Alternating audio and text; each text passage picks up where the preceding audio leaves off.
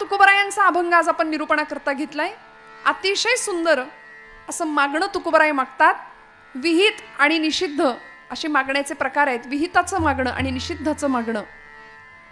देवा माझे मन लागो तुझे चरणी विहित, विहिताचं मागणं आहे. आणि संसार व्यसनी पडो नेदी निषिद्ध मागणं आहे. देवा काय काय कर, अमुक अमुक अमुक अमुक कर आणि हे हे हे हे करू नको. संतांनी मागणं मागितलं. उद्या काल्याची सेवा आहे म्हणून आज उपांत्य दिवसाला मी जागराचा मागणीपर अभंग घेतलाय. संप्रदायाचा दंडक आहे आदल्या दिवशी मागणीपर अभंग सांगावा. आणि काय मागायचं, भगवंताकडं मागायचं काय. खरं तर त्यांनी सगळं दिलंय. तो दाता आहे.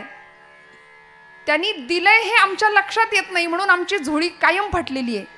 कायम आम्हाला मागायची इच्छा होते. जे वांछिले ते तू दिले कल्पद्रुमा, हे आदिमा हे अंतिमा, हे आदिमा हे अंतिमा. या मातीचे आकाश तू. बघा ना, या उत्सवी सृष्टीमध्ये त्यांनी आपल्याला जन्माला घातलं. हा पहिला मोठा उपकार आहे त्याचा आपल्यावरती. मनुष्य जीवन म्हणून, मनुष्य देह म्हणून जन्म दिला, नरदेह दिला. या नरदेहीचे ज्ञाने सच्चिदानंद पदवी घेणे, एवढा अधिकार नारायणे कृपावलोकने दिधला. बर देह असा दिला, नाही केलं आंधळं, नाही केलं पांगळं, उत्तम अव्यंग देह दिला, अव्यंग शरीर दिलं. दुर्लभात दुर्लभ असलेल्या गोष्टींपैकी आचार्य म्हणतात दुर्लभम त्रयमेव इतत् देवानुग्रह हेतुकम मनुष्यत्वम. पहिली गोष्ट मिळाली आम्हाला. मुमुक्षुत्वम, मोक्षाची इच्छा असणं. आम्हाला मोक्ष मिळाला पाहिजे. कुठल्या गावाला मिळतो मोक्ष, कुठे मिळतो मोक्ष. माऊली म्हणते येथे मोक्ष असे आयता श्रवणा माझी. इथं आयता मोक्ष आम्हाला मिळालाय. मुमुक्षुत्वम. आणि तिसरी गोष्ट आहे महापुरुष संश्रया. साधू संतांचा संग, सत्पुरुषांचा सहवास. या तीन गोष्टी अत्यंत दुर्लभ आहेत आणि त्या साधकाला मिळाव्यात. आम्ही मनुष्य म्हणून जन्माला आलो ना, आता या दिशेने आमचा प्रवास सुरू झाला पाहिजे. तुकोबरायांचा तो प्रवास होता. साधकावस्थेतली धडपड तुकोबरायांची इतकी विलक्षण होती की प्रपंच बाजूला ठेवला आणि परमार्थ करण्याकरता 8-8, 15-15 दिवस सतत बाहेर असायचे. सतत. एकदा आळंदी, एकदा पंढरपूर, भामचंद्राचा डोंगर. आणि त्या डोंगरावरती तुकोबरायांचे अभंग प्रसृत झाले. सुंदर पद्धतीने तुकोबरायांनी अभंग जन्माला घातले. महाज्ञान देती जगाला अभंग, जया भंग नाही असे ते अभंग. आज आमचा समाज दुभंग होतोय ना, पण संत वाङ्मय अभंग आहे. आणि दुभंगणाऱ्या समाजाला अभंग करण्याचं शाश्वत सामर्थ्य जर कशात असेल ना तर ते संत वाङ्मयात आहे. महिला वर्ग, मी नेहमी असं सांगते, आपण एसटीने प्रवास करता की नाही. सगळे करत नसला तरी हो म्हणा ना. करता ना. लाल डब्यात कधी बसलाय तुम्ही? जागे आहात ना सगळे. हे आपल्यातलं अंतर खूप झालंय मला असं वाटतं उंचावर असल्या कारणाने. पण सगळे बोला, आपण एसटीने प्रवास करतो. महिला वर्ग, आपण आता सध्या सगळ्या लाडक्या बहिणी आहे त्यामुळे आपल्या सगळीकडे आपला आवाज आहे की नाही. आपण एसटीने प्रवास करता, काय हट्ट असतो आपला, कुठं बसलं पाहिजे, एसटीत कुठे बसावं. ते तर इथलं वाघोली, डोमखेली या परिसरामध्ये तुम्हाला तितका अनुभव नसेल कदाचित एसटीचा प्रवास करण्याचा. हां, पण काय आग्रह असतो आमचा एसटीच्या, त्या एसटीमध्ये कुठं बसलं पाहिजे, आपण पुढं बसण्याचा आग्रह असतो आमचा. मागे बसलो की सगळे आदळापट होते म्हणाले. म्हणून पुढं बसावं. ड्रायव्हरपासून जेवढ्या जवळ आम्ही बसू तेवढी धक्के दणके कमी बसतात. ड्रायव्हरपासून जितक्या लांब जाऊ तेवढी सगळी आदळापट असते. मग हे साधं एसटी ड्रायव्हरच्या बाबतीत आहे. अखिल कोट ब्रह्मांडाचा नायक, जगत चालक आपण म्हणतो परमात्म्याला. स्टेरिंग त्याच्या हातात आहे की नाही. क्लच, गिअर, ब्रेक सगळं त्याच्या हातात आहे. सगळं त्याच्या हातात आहे. मग त्या भगवंतापासून, त्या चालकापासून आपण जितके जवळ तितके धक्के दणके कमी आहेत आयुष्यामध्ये, या जीवनाच्या प्रवासामध्ये. त्या जगत चालकापासून आपण जितके लांब जाऊ ना तितकी सगळी आदळापट आहे. लक्षात ठेवा, सगळी आदळापट आहे. मग तक्रार नाही करायची. आम्ही फार तक्रारी करतो, देवानं आमचं काहीच चांगलं नाही केलं. संतांच्या आयुष्यात काय होतं, ब्रह्मचैतन्य आपले गोंदवलेकर महाराज सातारचे फार सुंदर सांगतात. महाराज म्हणतात, प्रपंचातली प्रतिकूलता, बघा, प्रपंचातली प्रतिकूलता ही परमार्थाची अनुकूलता ठरते. प्रपंच प्रतिकूल असला ना की आमचा परमार्थ अनुकूल असतो. हे संतांचं सिद्धांत आहे, हे तत्व आहे. कारण प्रपंच सुखाचा असेल तर देव कुणालाच आठवत नाही, देव नाही आठवत. वेदना भगवंताकडे लवकर घेऊन जाते. माझी वाक्य लक्ष देऊ नाही का, आमची वेदना भगवंताला आम्हाला जवळ करायला भाग पडते. दुख में सुमिरन सब करे, सुख में करे नकोय, जो सुख में सुमिरन करे तो दुःख कहा से होय. आणि आम्ही अशी लबाड माणसं आहे की दुःखात भगवंत आठवतो. तुकोबराय म्हणतात, तिन्ही त्रिकाळ सर्व काळ तुझा संग मला लागला पाहिजे, तुझ्या नामाचा छंद मला लागावा. गोविंद गोविंद मना लागलिया छंद. भगवंताच्या रूपाचा, गुणांचा सुद्धा जीवाला छंद लागावा ही अपेक्षा आहे संतांची. काही लोकांना छंद असतो, काही मंडळी छंदिष्ट असतात. विषय सोडून द्या, फार मी स्पष्टीकरण देत नाही. पण कुणाला काय आवडतं. आपण भगवंताच्या विषयीचा वर्णन करत असताना देवाला आपण आदी म्हणतो. आदी, अनादी. भगवंत कसा आहे? अनादी आहे. माझे गुरुजी म्हणायचे, देव अनादी आहे, आपण सगळे नादी आहे. कुठल्या ना कुठल्या नादात अडकलेलो आहोत. प्रपंचानी एवढं आम्ही, आणि मग तक्रार करतो, प्रपंचानी आम्हाला धरलंय, संसार सुटतच नाही. खरं सांगा, संसाराने आपल्याला धरलंय की आपण संसाराला धरलंय? संसार सुटत नाही असं आपण सहज बोलून जातो, पण वस्तुस्थिती हे की आपण संसारातनं बाजूला व्हायला तयार नाही. सुनबाई आली आहे घरात, पण तरी सुद्धा चहा साखर कुठं ठेवलाय याच्यातनं आमचं लक्षच बाहेर जात नाही. संसार आम्हाला सोडत नाही असं नाही, आम्ही संसाराला सोडत नाही. दृष्टांत सांगितला तुकोबरायांनी, प्रमाणाने सिद्ध केला. राजाने एक माकड पाळलं होतं आणि ते माकड घेऊन, प्रधानाला घेऊन राजा जंगलात गेला. त्या माकडाला दिसेल असं एका झाडाच्या ढोलीमध्ये एक मुठभर फुटाणे टाकले. कुणी? त्या प्रधानाला सांगितलं. ते फुटाणे टाकले आणि ते माकड धावत गेलं. त्या ढोलीमध्ये फुटाणे घेण्याकरता त्यांनी हात आत घातला आणि मूठ भरून फुटाणे माकडाने घेतले. आता मुठीचा आकारमान, हाताचा आकारमान वाढलं. जाताना हात सहज गेला आतमध्ये, येताना काही केले, हात बाहेर यायला तयार नाही. गरज कशाची होती हो? मूठ सोडण्याची गरज होती ना.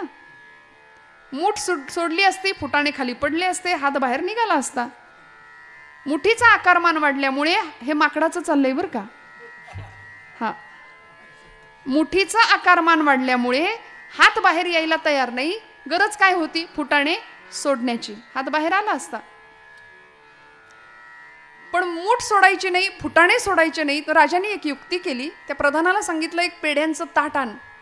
भरपूर मस्त पेढ्यांनी भरलेलं, अगदी शुद्ध खव्याचे पेढे छानपैकी समोर ठेवले माकडाच्या.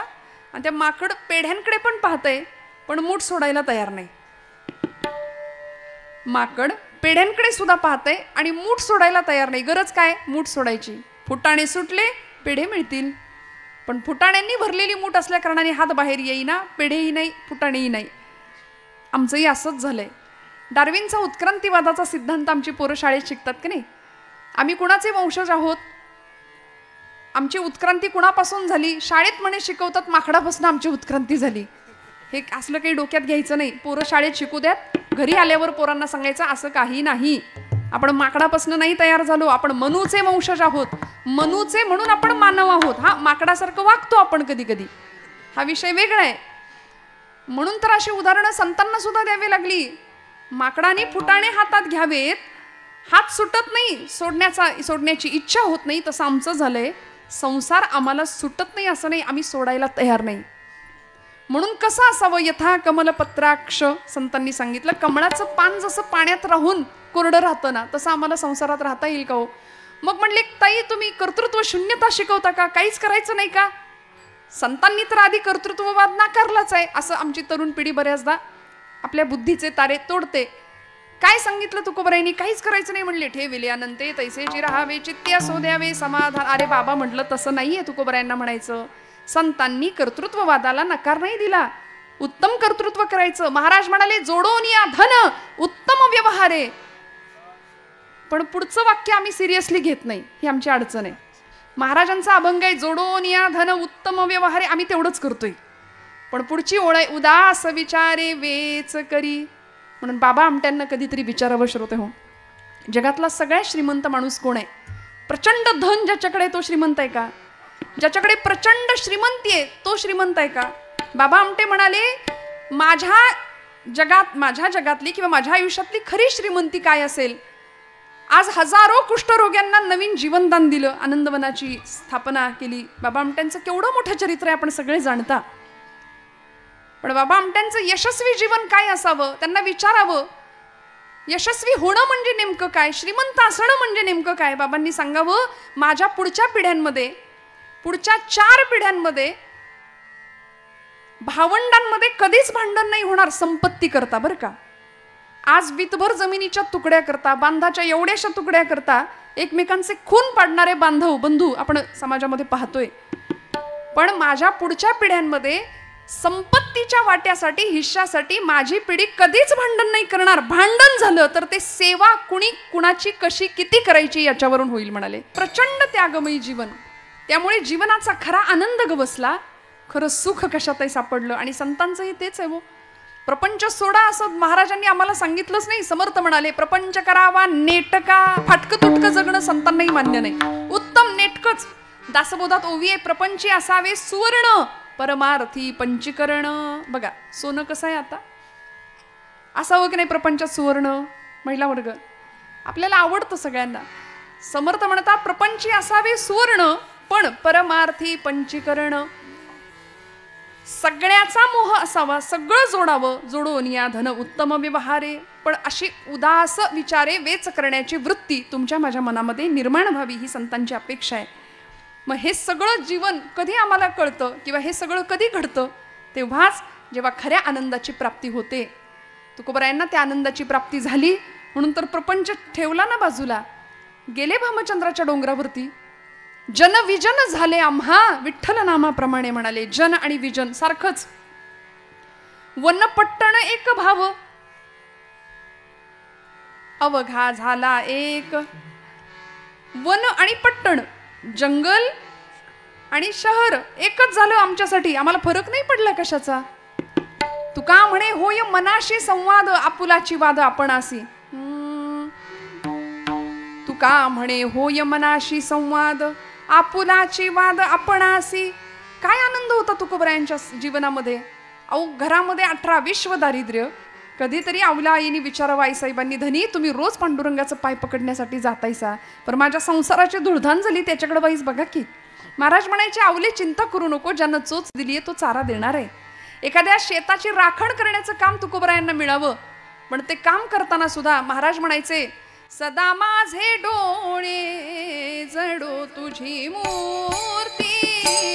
सदा माझे डोळे जडो तुझी मूर्ती. सदा माझे डोळे जडो तुझी मूर्ती. सदा माझे डोळे जडो तुझी मूर्ती.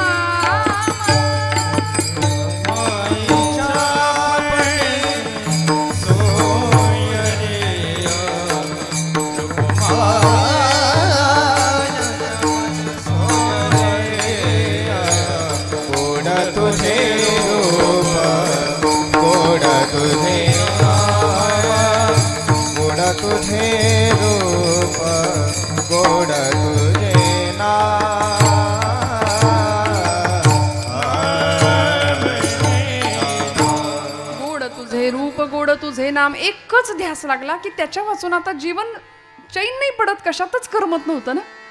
म्हणून एखाद्या शेताची राखण जर तुकोबरायांना करायची वेळ आली, ऊसाची राखण महाराजांनी करावी.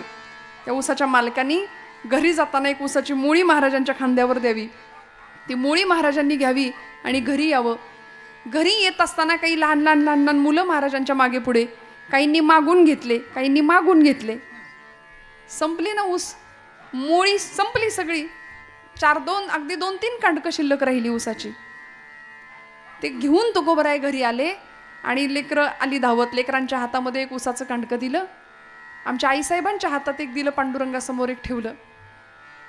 आणि पांडुरंगासमोर तुकोबराय बसले की रामकृष्ण हरी भजन सुरू केलं.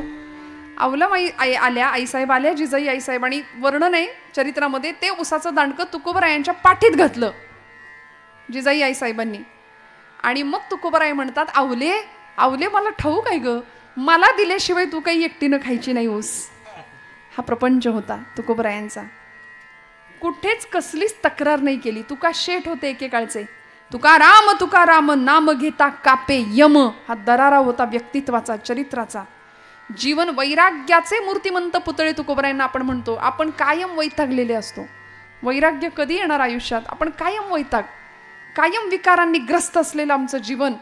तुकोबराय एका विलक्षण भावावस्थेत जातात आणि तुकोबराय पांडुरंगाशी नातं जोडतात. भगवंता, हा अपूर्ण असलेला जीव पूर्णत्वाच्या दिशेने प्रवास करतोय, तू पूर्ण आहेस. वैदिक गणित सांगतं, ओम पूर्णमिदः पूर्णमिदं पूर्णात् पूर्णमुदच्यते पूर्णस्य पूर्णमादाय पूर्णमेवावशिष्यते. तू पूर्ण आहेस, ब्रह्म पूर्ण आहे. आणि मग आम्हालाही त्या ब्रह्माची अनुभूती घेता यावी, आम्हालाही तो ब्रह्मरस चाकता यावा, याकरता आता सिद्धावस्थेच्या दिशेने आमचा प्रवास सुरू आहे. देवा, आता तुझ्यात आणि माझ्यात अंतर नाही पडता कामा.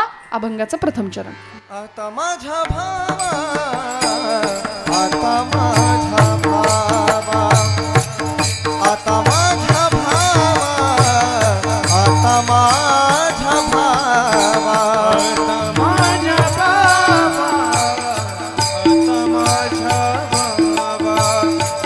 आता माझ्या भावा, आता माझ्या भावा, आता माझ्या भावा, आता माझ्या भावा, आता माझ्या भावा, आता माझ्या भावा, आता माझ्या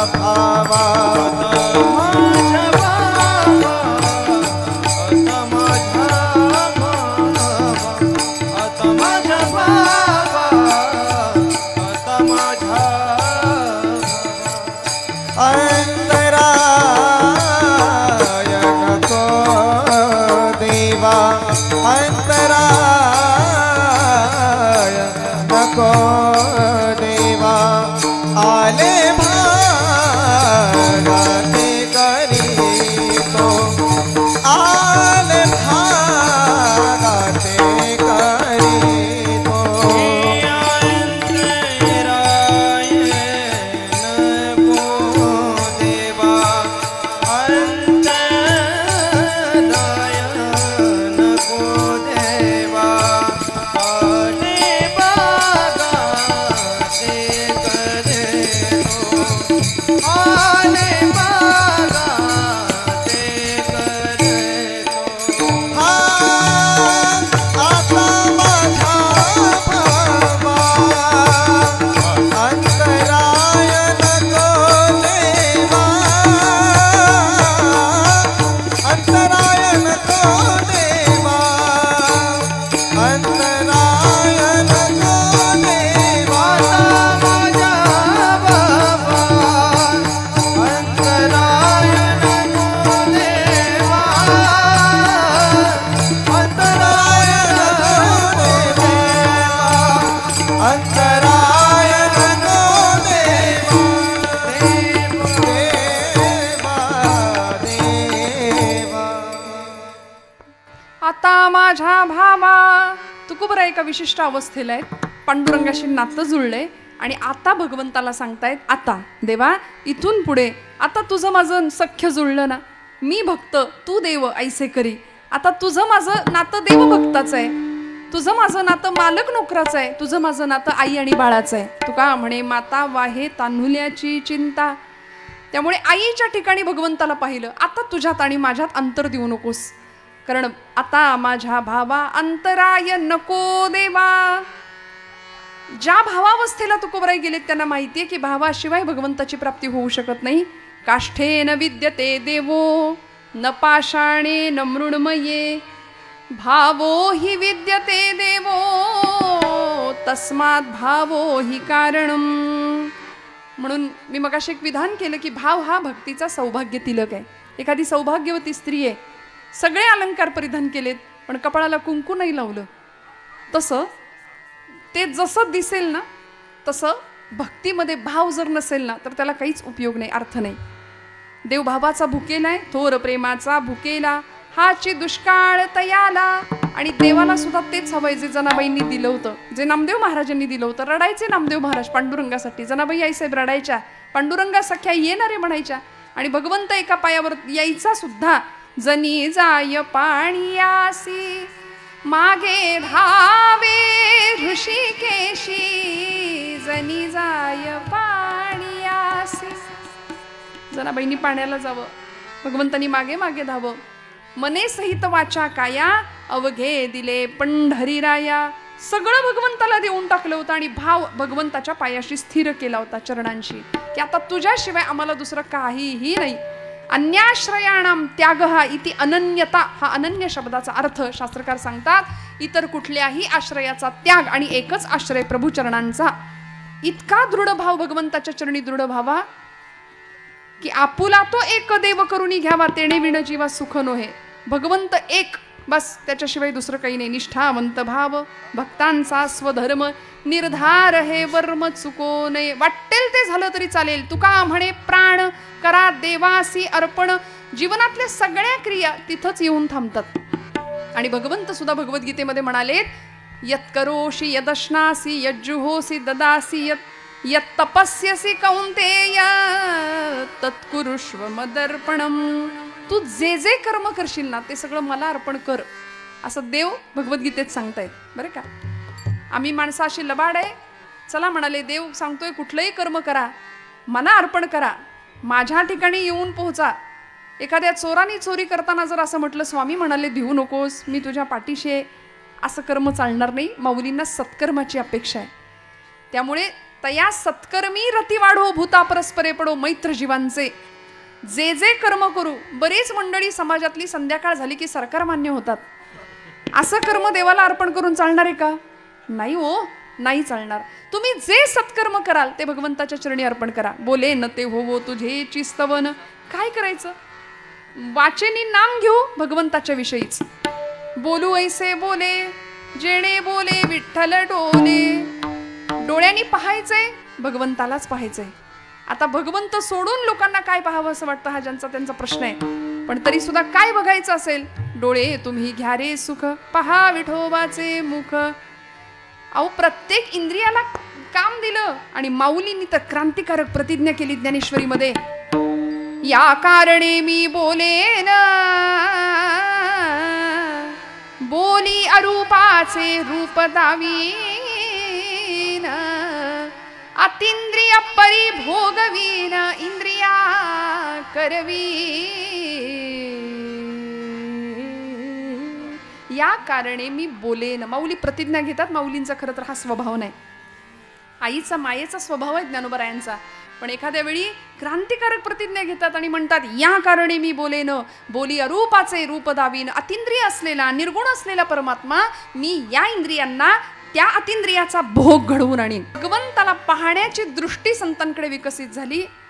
आणि मग भावाचे प्रकार सुद्धा आम्हाला शास्त्रकारांनी सांगितले. शांत भाव आहे, सख्य भाव आहे, दास्य भाव आहे, वात्सल्य भाव आहे आणि माधुर्य भाव आहे. 5 प्रकार सांगितले. अनेक प्रकारांनी भगवंताला बांधता येतं या भावामध्ये. शास्त्रकारांनी सुभाषित सांगितलं, व्याधस्याचरणं ध्रुवस्य च वयो विद्या गजेंद्रस्य का जातिर्विदुरस्य यादवपतेर उग्रस्य किं पौरुषम कुब्जायाः कमनीय रूपमधिकं किं तत्सुदाम्नो धनं भक्त्या तुष्यति केवलं न च गुणैर्भक्ती प्रिय श्रीपतिः. अन्य कुठल्याही गुणांनी भगवंत प्रसन्न होत नाही. महाराजांना माहिती आहे, देवा भावाच्या बळावर तू माझ्या जवळ आलास ना, आता माझ्यात आणि तुझ्यात अंतर पडू देऊ नकोस. कशामुळे देव प्रसन्न झाला?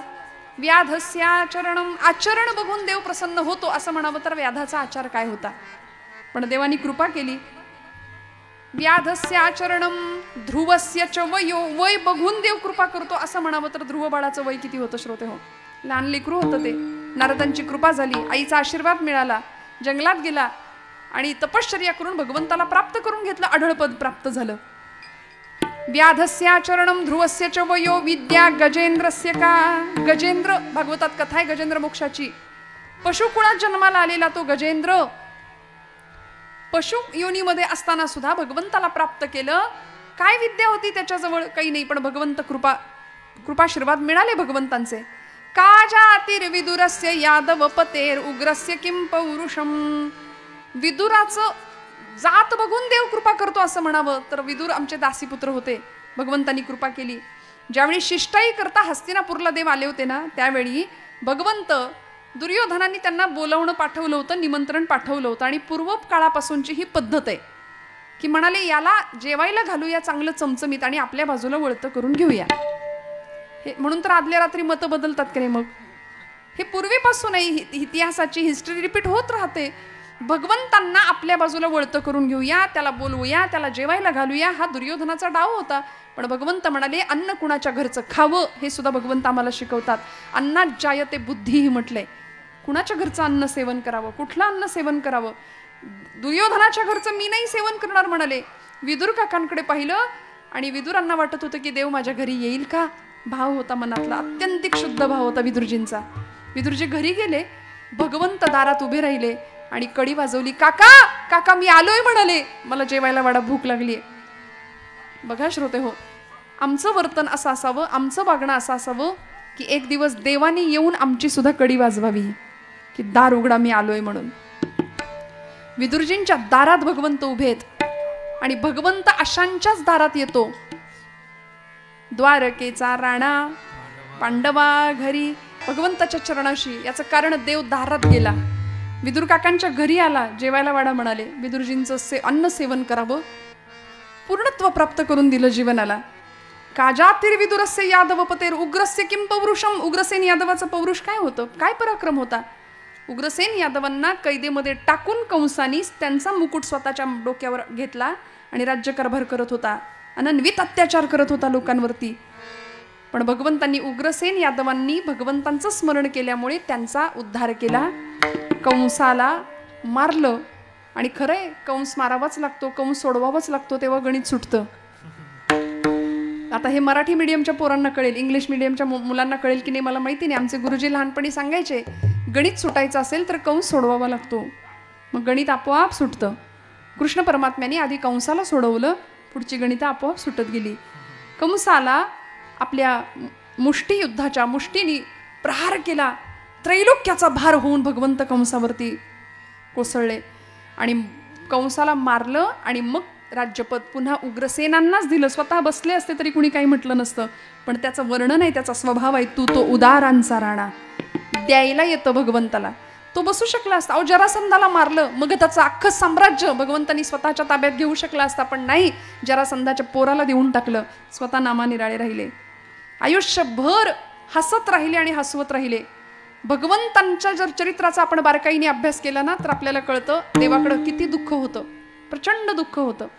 जन्माला आल्यापासून शेवटपर्यंत पूर्ण अवतार समाप्त करेपर्यंत भगवंत अत्यंत दुःखी होते वेळोवेळी, पण तरी सुद्धा हसत राहिले. सगळं स्वीकारलं, सगळी नाती भगवंतांनी उत्तम निभावली आहेत, उत्तम.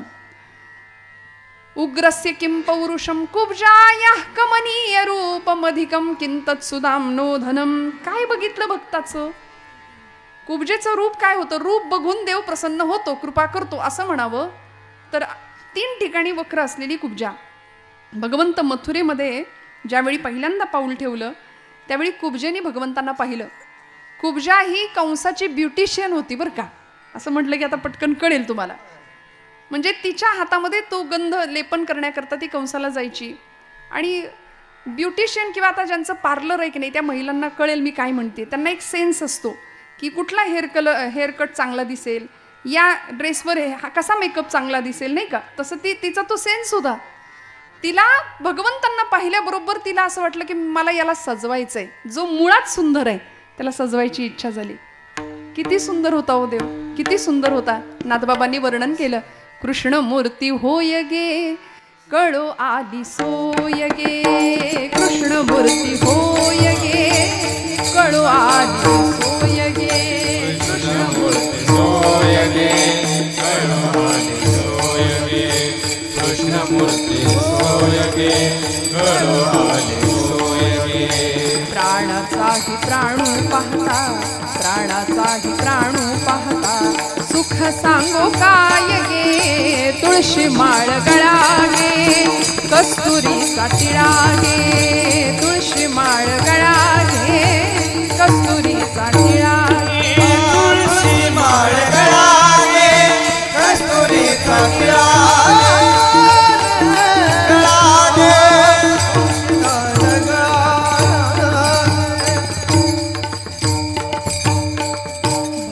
कृपेची माय गे ओळखली विठाई गे एका जनार्दनी विठो जोडी आले पाय गे तुळशी माळ गळा गे कस्तुरीचा टिळा गे. किती गोड आहे भगवंत.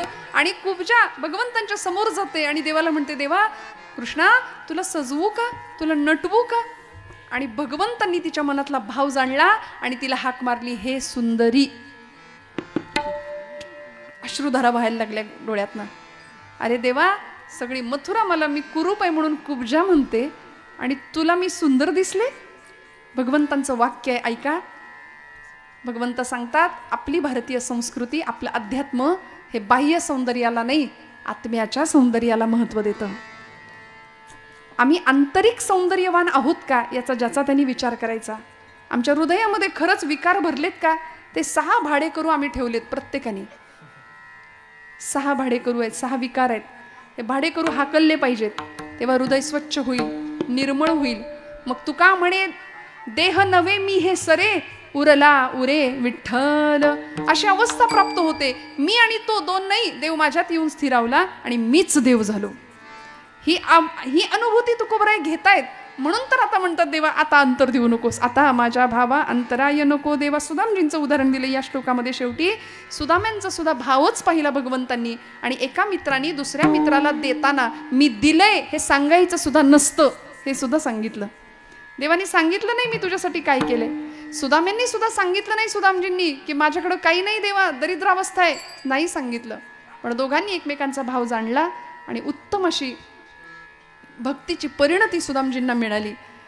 तुकोबराय म्हणतात असा भाव मी तुझ्या चरणावर ठेवलाय ना आता तुझ्यात आणि माझ्यात अंतर पडू देऊ नको देवा. आता माझ्या भावा अंतराय नको देवा. तू वाट्याला दिलेलं सगळं प्रारब्ध कर्म मी आनंदाने भोगायला तयार आहे. माझी तक्रार कुठलीच नाही. अभंगाचं 2रं चरण.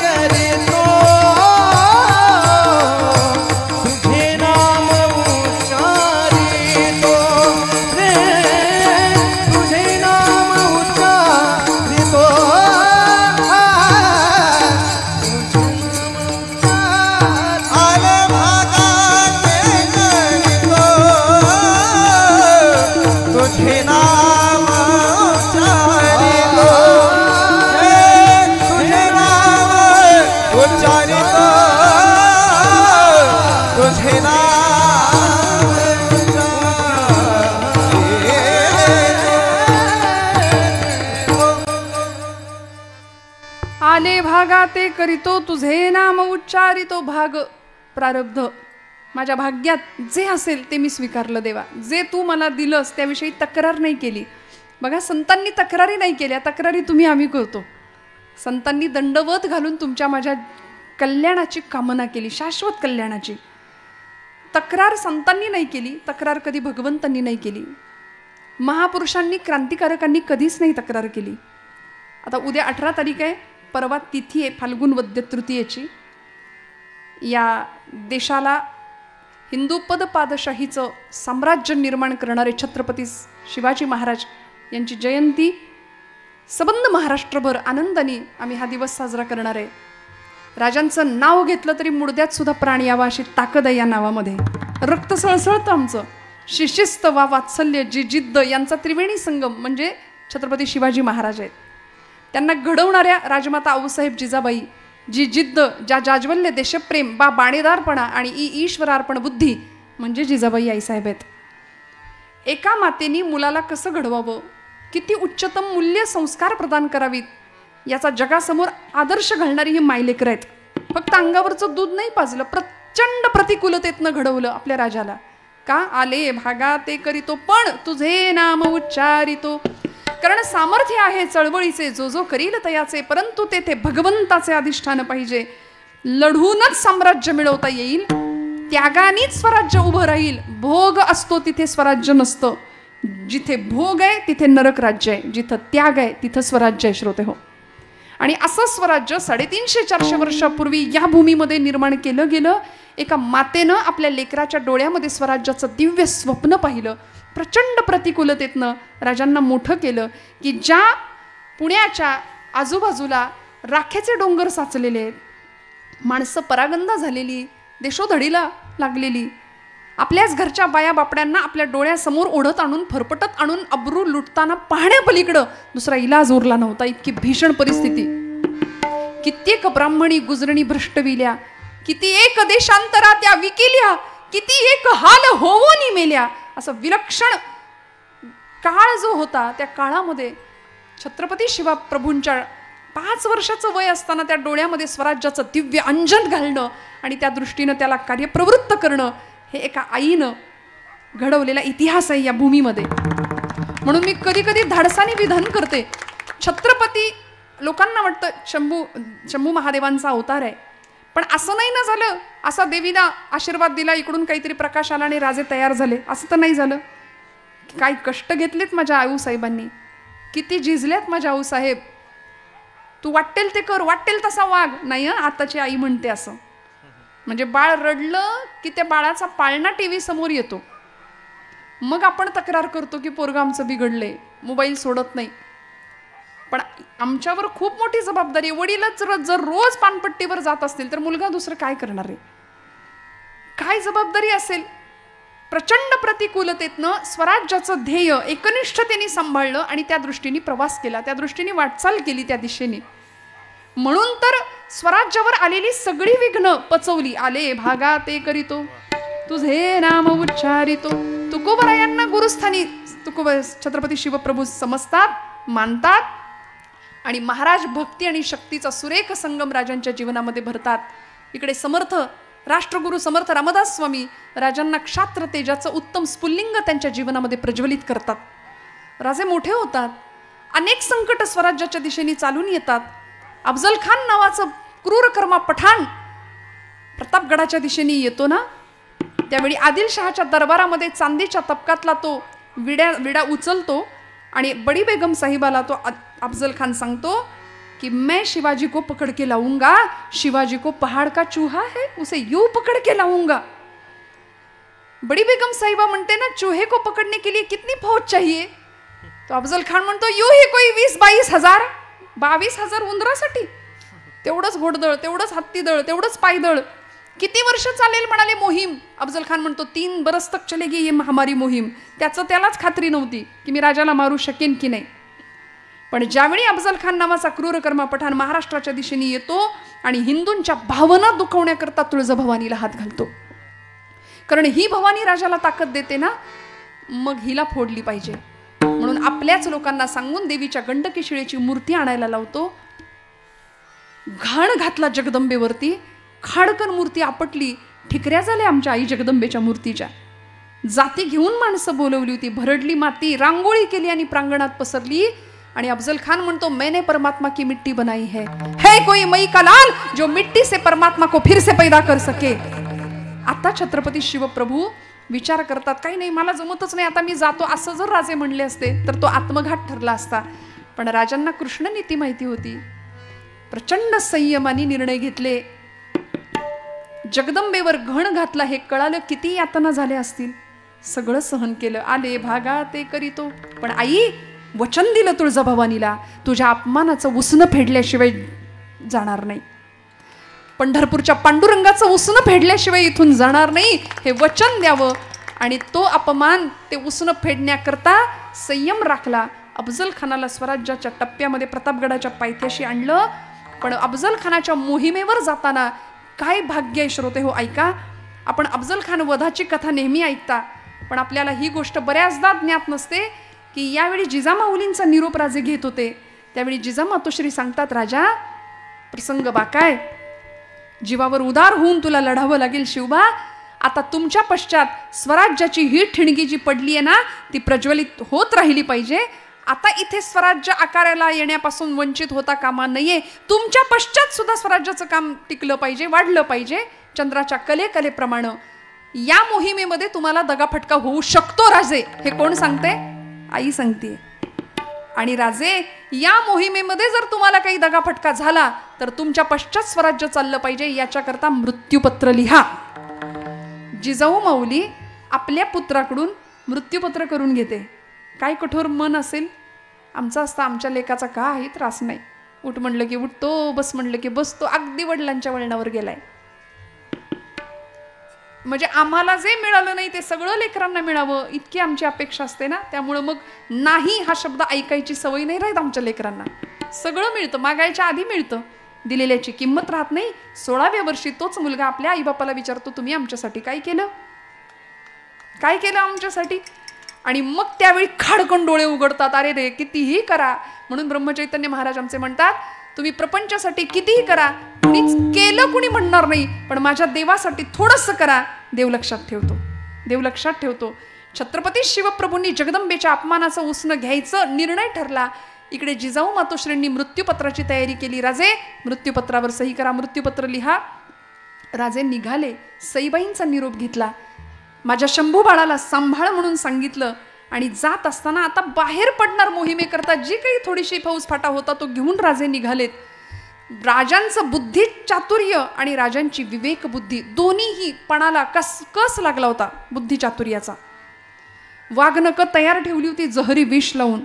आपल्या सगळ्यांना हा इतिहास माहिती, मी नव्याने नाही सांगत आहे. पण कशाला म्हणतात त्याग, कशाला म्हणतात वाट्याला आलेलं स्वीकारणं. राजे बाहेर पडतात आणि 60-70चा एक अत्यंत वृद्ध असा इसम, म्हणजे राजांच्या मावळ्यांमध्ये भीष्माचार्य म्हणून ज्यांना पाहावं आणि बघावं असे कान्होजी काका जेधे समोर येतात राजांच्या. आणि कान्होजी काका म्हणतात, राजा एकटाच निघालाय सोयर. राजांनी सांगितलं, काका काय म्हणताय, गंमत दाखवू का म्हणले. पत्र बघ अफजल खानानं पाठवले. असं पत्र अनेक वतनदारांना, सरदारांना, देशमुखांना अफजल खानाने पाठवलं होतं.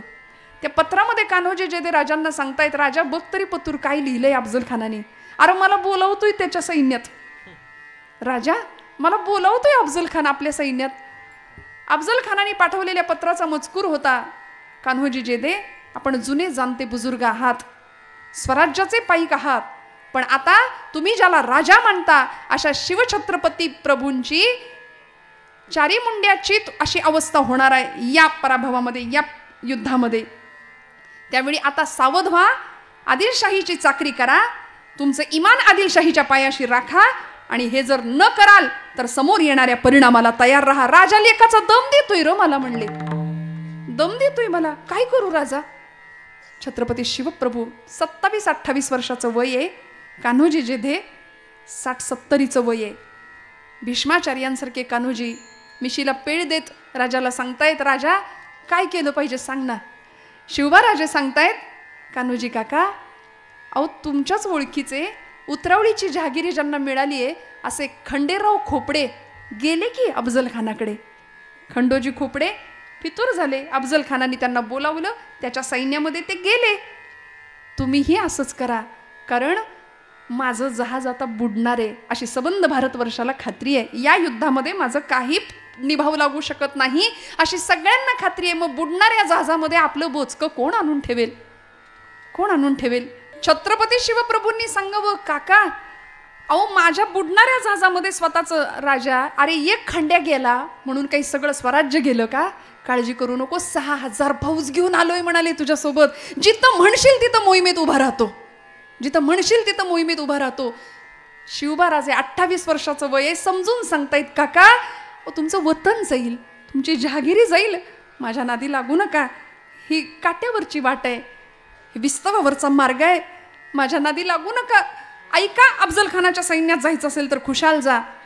कान्होजी काका तावातावानी आतमध्ये गेले, राजांच्या देवघरामध्ये गेले. तिथं पळी पंचपात्र ठेवलं होतं, तिथलं भांडं उचललं, तुळशीचं एक पान घेतलं, उजव्या हातात तुळशीचं पत्र ठेवलं, पात्रातलं पाणी तुळशी पत्रावर सोडलं आणि पाणी राजांच्या पायावर पडलं. आणि राजांना कान्होजी काका जयदे सांगतात, राजा वतन आणि जहागीर वाहिली इथं या पायावर म्हणले.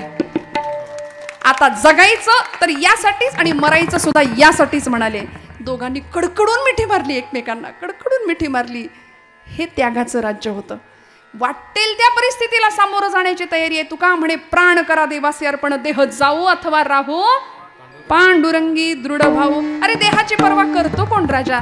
सगळा त्याग सहन केला, पण तुझे नाम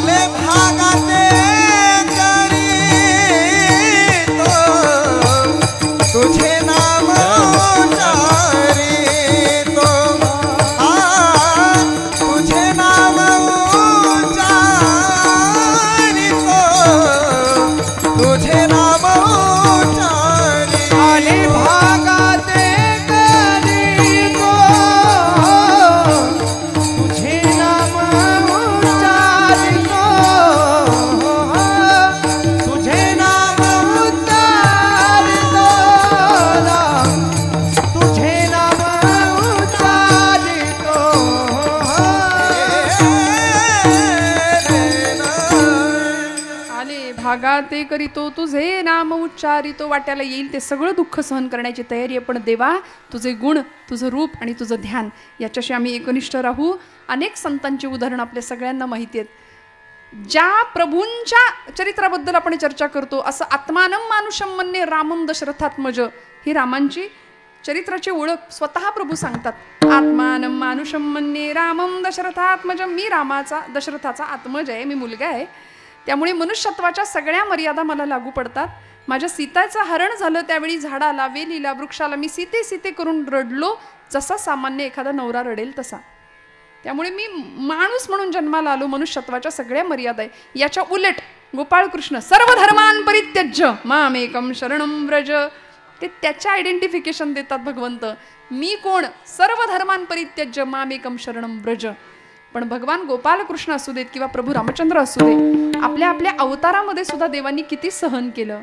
शेवटच्या क्षणी कुरुक्षेत्रावर ज्यावेळी सगळा संहार होतो, कौरवांचा निर्वंश होतो, त्यावेळी गांधारी माता शाप देते भगवंतांना की कृष्णा हे सगळं तू जाणीवपूर्वक घडवून आणलंस, तुला शाप देते. आज 100 पुत्रांची आई असून सुद्धा मी निर्वंश झाला माझ्या कौरवांचा, मी निपुत्रिक झाले ना, तुझ्या डोळ्यासमोर यदुवंशाचा नाश होताना तू पाहशील आणि निर्जन वनात एकटा मृत्यूला सामोरा जाशील. भगवंतांनी सहन केला. हा आशीर्वाद सुद्धा, हा शाप सुद्धा आशीर्वाद म्हणून स्वीकार केला. गांधारी मातेला सांगतात, आई आय एक्सेप्ट इट, तुझा शाप सुद्धा मी आशीर्वाद म्हणून स्वीकारतो. स्वीकारलं. इकडे कैकेयी मातेनी रामा अवतारामध्ये ज्यावेळी प्रभूंना वनवासाला जाण्याकरता वचनं मागितली दशरथ राजाकडून, त्यावेळी आत्ता कळालं होतं की उद्या राज्याभिषेक आहे. बघा, आता कळालं होतं आपल्याला उद्या गादीवर बसायचंय. काही वेळानंतर कळतंय गादी विधी काही नाही, वल्कल परिधान करायचे ना, वनवासाला काय होईल, आजच्या रामाचं काय होईल. आकाश पाहता सत्य, सगळी भूक सत्तेसाठी, संपत्तीसाठी आहे की नाही, खुर्चीसाठी. आत्ताचा राम काय करेल, का रामांचं चरित्र या देशाच्या तरुण पिढीने ऐकायचं? त्यागाचा सर्वोत्तम आदर्श म्हणजे प्रभू रामचंद्र आहे. का रामप्रभूंचं आणि भरतांचं चरित्र ऐकायचं? दोन भावंडांनी कसं असलं पाहिजे हे सांगणारं भरत आणि रामांचं चरित्र प्रत्येक तरुणाने ऐकावं, प्रत्येकाने ऐकावं. रामप्रभू वनवासाला जायला तितक्याच निर्विकल्प अवस्थेमध्ये तयार झाले. इकडं सीतामाईंना निरोप द्यायला गेले प्रभू रामचंद्र की सीते मी येतो म्हणून. कल्पना करा काय झालं असेल एका सौभाग्यवती स्त्रीचं, पतिव्रतेचं. जनक राजाकडून निरोप आला होता, सीता जानकी निघून ये बरं का, निघून ये, ते 14 वर्षांचा वनवास झाला की मग तुला मी अयोध्येत पाठवतो, असं वडिलांनी निरोप पाठवला होता. आत्ताची सीता असती तर बॅग भरली असती की नाही लगेच, ते तिकडं वनवास तुमचा बघा, मी चालले माझ्या घरी. पण नाही हो, सीतामाईंकडे ज्यावेळी प्रभू रामचंद्र येतात ना त्यावेळी आईसाहेब सांगतात, निरोप कसला माझा घेता. महाराष्ट्राचे आधुनिक वाल्मिकी गदी माडगुळकर आणि बाबूजींची चाल. काय सीतामाईंचा त्याग आहे, मी येणार तुमच्या बरोबर, माझा कसला निरोप मागता. निरोप कसला माझा घेता, जेथे राघव तेथे सीता, जेथे राघव तेथे सीता, ज्या मार्गी हे चरण चालती, त्या मार्गी मी तुमच्या पुढती. वनवासाची मला न भीती, संगे आपण भाग्य विधाता, जेथे राघव तेथे सीता, जेथे राघव तेथे सीता. हसत मुखाने आईसाहेब म्हणून पतिव्रतांमध्ये ज्यांचं नाव आहे अशा अहिल्या, द्रौपदी, सीता, तारा, मंदोदरीस्तताम, पंचकन्याम स्मरे नित्यम वेदवाणी प्रवर्तते, अशा सीतामाईंचा त्याग. तुकोबराय म्हणतात, देवा तूही सोसलंस मग आम्ही सोसलं तर त्यात काय नवल. आता माझ्या भावा अंतराय नको देवा, आले भागा ते करीतो तुझे नाम उच्चारितो. दृढ माझे मन येथे राखावे बांधोन, आले भागा ते करीतो तुझे नाम उच्चारितो. तुकोबरायांनी मागणी मागितली, देवा सगळं मान्य, मी तुझ्या चरणी भाव स्थिर केला, पण माझं मन नावाचं जे प्रकरण आहे ते इतकं नष्ट, भ्रष्ट, कुलिष्ट आहे, ते सगळीकडे धावतं पण इकडे येत नाही. आपण म्हणतो पोरग ऐकतच नाही, ऐकतच नाही. आई वडिलांच्या तक्रारी असतात की नाही, कार्ट ऐकायलाच तयार नाही, दिवसातनं 10 वेळा आई म्हणते ऐकतच नाही. आई म्हणलं बहिरा आहे का, म्हणलं बहिरा नाही, सगळं ऐकायला येतं पण जेवढं ऐकायला पाहिजे ते ऐकत नाही, नको तेच बरोबर ऐकतं. तसं हे मन नावाचं मूल सुद्धा असंच आहे, नको ते बरोबर ऐकतं. म्हणून तर या मनाला उपदेश करावे लागले समर्थ रामदास स्वामींना. मना सज्जना भक्तिपंथेची जावे, तरी श्रीहरी पाविजे तो स्वभावे. जनी निंद्यते सर्व सोडोनी द्यावे, जनी वंद्यते सर्व भावे करावे. किती सोपं आहे हो, काय अवघड आहे. हरिपाठ आणि मनोबोध हे 2 ग्रंथ असेल सगळ्यांनी जवळ बाळगावेत कायम. मोठी ज्ञानेश्वरी गाथा आपल्याला कायम नाही वागवता आली ठीक आहे, पण निदान हे 2 ग्रंथ असेल. एका हरिपाठासाठी ज्ञानोबांचे 1000 वेळा पाय पकडले तरी कमी ठरतील. हरी हरी हरी मंत्र हा शिवाचा, म्हणती जे वाचा तया मोक्ष. जिवंतपणे मोक्षाची अनुभूती माऊली आम्हाला हरिपाठातनं करून देतात. काय ताकद आहे, आईची माया, पित्याचं प्रेम. आज ज्ञानोबांच्या तुकोबांच्या रूपाने आई आणि बाप, ज्याला कुणी नाही ना त्याला ज्ञानोबा आहेत, तुकोबा आहेत, एवढं लक्षात ठेवावं. कारण प्रपंच आम्हाला शेवटपर्यंत टिकत नाही. देव सोयरा, देव सोयरा, देव सोयरा दीनांचा. तुझे नाम उच्चारितो म्हटलं ना, मनापासून भगवंताचं नाम घ्यावं, तक्रार न करता आलेल्या परिस्थितीचा सामना करावा. म्हणजे प्रतिकूलतेवर सुद्धा मात करणं हे आमच्या महापुरुषांनी आम्हाला शिकवलं, आमच्या संतांनी आम्हाला शिकवलं, देशभक्तांनी, देवभक्तांनी सगळ्यांनी शिकवलं. स्वातंत्र्यवीर सावरकरांचं चरित्र आपण जाणता. सावरकर म्हणायचे, देहाकडून देशाकडे जाताना, देहाकडून देवाकडे जाताना मध्ये देश लागतो आणि त्या देशाला मी काहीतरी माझं देणं लागतो. मग इथे आलेल्या प्रत्येक मनुष्य जीवानी ठरवायचं, मी माझ्या गावाला, मी माझ्या मातीला, मी माझ्या समाजाला, मी माझ्या देशाला काहीतरी देणं लागतोय. ते देणं दिल्याशिवाय इथून जायचं नाही. भगवंताला जे आवडतं ते त्याचं नाम त्याला द्यायचं. आणि सध्या नामाशिवाय पर्याय नाही भगवंताच्या. अत्यंत गोड असा तुकोबरायांचा अभंग आहे. आता माझ्या भावा अंतराय नको देवा. श्रोते हो, मी फक्त एक कविता सांगून आपला समारोप घेणार आहे. आमचा हिंदू धर्म ही भगवी पताका, या सगळ्याबद्दल अभिमान वाटावा. सध्या हिंदू जाती जातीमध्ये विभागला जातो आणि मग पतित होण्याची कारणं आहेत अनेक. त्यामध्ये हे एक कारण आहे की आम्ही जातीपातीत विभागलो गेलो. हा अमुक जातीतला, तो अमुक जातीतला. मराठा या शब्दाची व्याख्या छत्रपतींनीच आम्हाला सांगावी. समर्थ म्हणाले, मराठा ती तुका मिळवावा, महाराष्ट्र धर्म वाढवावा. अवघा मराठा. कोण मराठा? 96 कुळी 92 कुळी मराठा नाही. जो भगव्यासाठी लढतो तो मराठा. जो स्वतःच्या प्राणांची पर्वा न करता भगव्यासाठी धारातीर्थी पडतो तो मराठा. म्हणून आचार्य अत्रेंनी सुद्धा मराठीची व्याख्या सांगितली. कुणाला म्हणायचं मराठी माणूस? ज्याला माझ्या ज्ञानोबरायांची एक तरी ओवी पाठ आहे तो मराठी, ज्याला माझ्या तुकोबरायांचा एक तरी अभंग पाठ आहे तो मराठी, आणि ज्यांनी शिवछत्रपती प्रभूंचा एक तरी गड पायाखालनं घालून आणलाय त्याला म्हणायचं मराठी. किती सोपं आहे. कशाला गोंधळ करून ठेवतो जीवनाचा, आयुष्याचा. इतकं सोपं सहज जीवन असताना सुद्धा आम्ही ते क्लिष्ट करून ठेवतो. नको त्या वादामध्ये अडकतो. वादापेक्षा संवादामध्ये राहावं, चांगलं ऐकावं, चांगलं श्रवण करावं आणि जीवनाचा उत्कर्ष एका छान दिशेने आमचा घडावा. आमच्या येणाऱ्या पिढीसाठी उत्तम आदर्श तयार व्हावेत आणि येणाऱ्या पिढीने सुद्धा आदर्श म्हणून उत्तमांनाच स्वीकार करावं. कारण आता कुणाकडे बघून जीवन वाट चालावी असं विचारावं तरुण पोरांना तर पटकन मनात एखाद्या हिरोईनचं नाव येतं, एखाद्या हिरोचं नाव येतं. प्रोफाईल पिक्चरवर, डीपीवर अशी चित्र लागतात. मदर डे, फादर डे आला की तेवढ्यापुरते आईवडील आठवतात. अंतःकरणाच्या प्रोफाईलवर रोज आईचा फोटो असावा, रोज बापाचं चित्र असावं. 500 किलोमीटरवरच्या एखाद्या मित्राला गुड मॉर्निंगचा मेसेज आपण पटकन रिप्लाय करतो, पण घरात असलेल्या आईचा चेहरा सुद्धा आम्ही दिवस दिवस पाहत नाही.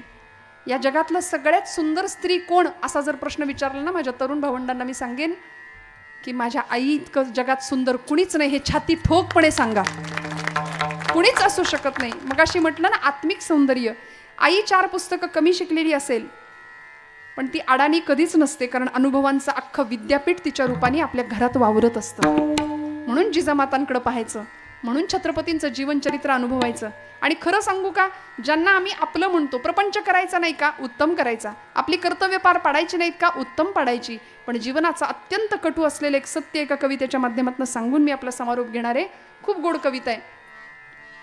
कन्या स्नुषान रूपाची प्रत्यक्ष राम भार्या, पिचली क्षणाक्षणाला कारुण्य रूपी सीता. बघा, कितीही मोठा राजा असू दे, रंक असू दे, भाग्य कुणालाही चुकत नाही. जे प्रारब्धात आहे ते भोगावं लागतं. कन्या स्नुषान रूपांची प्रत्यक्ष राम भार्या, पिचली क्षणाक्षणाला कारुण्य रूपी सीता. कामी तिच्यान आले सामर्थ्य राघवांचे, प्रत्यक्ष वेळ येता कोणी नसे कुणाचे. प्रत्यक्ष वेळ येता कोणी नसे कुणाचे. ऐका बरं. त्यागुनी सूर्यपुत्रा कुंती पुन्हा कुमारी, कर्णास अनुज माता सारेच जन्म वैरी. कौतुक का करावे त्या रक्तबंधनांचे, प्रत्यक्ष वेळ येता कोणी नसे कुणाचे.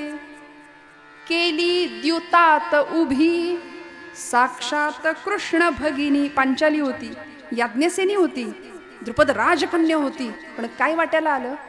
केली द्युतात उभी साक्षात कृष्ण भगिनी. सम्राट पांडवांची रानावनात राणी. पती 5 देव बंधू तरी भोग हे तियेचे, प्रत्यक्ष वेळ येता कोणी नसे कुणाचे. बरं का? ठेवू नको अपेक्षा असल्या जगाकडूनी, निरपेक्ष आचरी तू कर्तव्य प्रेम दोन्ही. मग चालू दे सुखाने अवहेरणे जगाची, देवाचे प्रत्यक्ष वेळ येता कोणी नसे कुणाचे. आणि हाच आशय तुकोबराय सांगतात, देवा या वाटेवर मी चालतोय ना, आता या वाटेवर तुझ्या आणि माझ्यामध्ये कुठलेही फाटे पडू देऊ नकोस.